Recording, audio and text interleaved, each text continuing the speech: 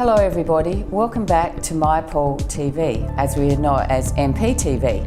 Gives me great pleasure to welcome our guest today, Susie Sengali from Bambrick Legal. Hello Susie, how are you? Hi Judy, how are you? I'm fine, thank you. I'd like to introduce Susie to speak about things like estate planning today, wills, probate, and all the things that I have to consider at the age I am, being one of the baby boomers that I am. So I guess we'll start from the very beginning. What is estate planning and what do I do about it? Estate planning is recording your wishes as to what you would like to happen to your assets at the time that you pass, so that you've got some control over who gets what and in what proportions. Yep. So as soon as you own an asset, regardless of your age, you should really consider estate planning, whether it's a house or real estate, commercial properties, cars, etc., etc. Because as soon as you've got an asset to bequeath to someone or to leave to someone, your estate planning makes sure that it ends up where you want it to be.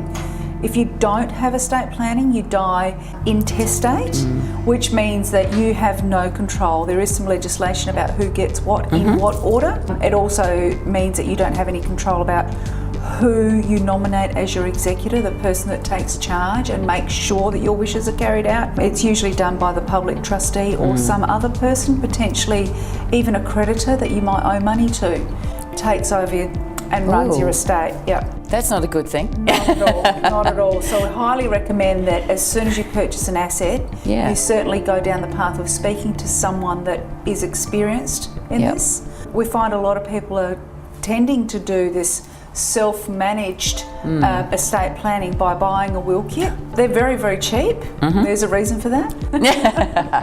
You get what you pay for. So as soon as I get someone saying to me, look, I'm just going to go down the post office and buy myself a will kit, I always recommend to that person that they put my business card with the will, because there's a very, very high chance that their executors are going to be in all sorts of mess trying to sort it out.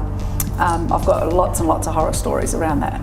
I am currently an executor for an estate myself with my sister, so is it quite an obvious thing that people often choose family members that are a lot younger, obviously, at the time they make their will? Absolutely, and the reason behind that, and that's exactly what we recommend, is that you choose someone who is younger than you and someone who is potentially a beneficiary. And the reason behind choosing a beneficiary is that that person will actually more likely try to move things along quicker because they've got a vested interest. Yes. Whereas if it's a third party, someone that's not actually interested in the estate, they tend to go, yeah, well, we'll get there when we get there. But in the meantime, if you're a beneficiary, you're basically held almost to ransom, I suppose, by the executor if they are not as interested or not as keen to have it over the line as quickly as everybody else. That's very true. Well, it's been interesting this year because my mother's will was quite well laid out. I only have a sister, so it's just estate planning with the two of us. So I guess our first hurdle is probate. So can you explain exactly what probate is about? I'll take a step back though, because as an executor there are some absolute duties that you've got. And the first is, and I hate the terminology, but it is in the legislation, is to dispose of the body. So the executors must organise the funeral, and make those arrangements. The next obligation of the executors or executor, depending on what the person has decided, is to take a hold of all of the assets of the deceased person and hold them in trust for the benefit of the beneficiary. Now that doesn't mean that you run around and bring the car to your house and get all of their belongings and bring them to your house, but they are given to you in trust, which is a notional concept. You hang on to those things, you look after them, you make sure that you don't diminish their value, so that when it comes time for distribution, you then are able to do that. Part of the deal of being allowed to distribute those assets is to ask or request a grant of probate or letters of administration if they are intestate. The only time you need to have probate though is when there is assets over certain values. So real estate, boxes ticked, no question about it. Bank accounts value more than $20,000, tick, definitely need it. Motor vehicle, regardless of its value, don't need it.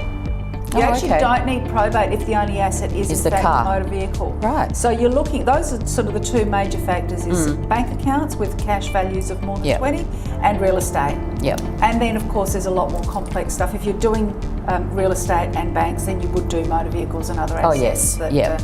need to be transferred or sold. Thank you so much, Susie. That was absolutely amazing, really interesting, and I will get you to come back and we'll just continue our discussion further. Thank you. Thank you. Thanks for having me.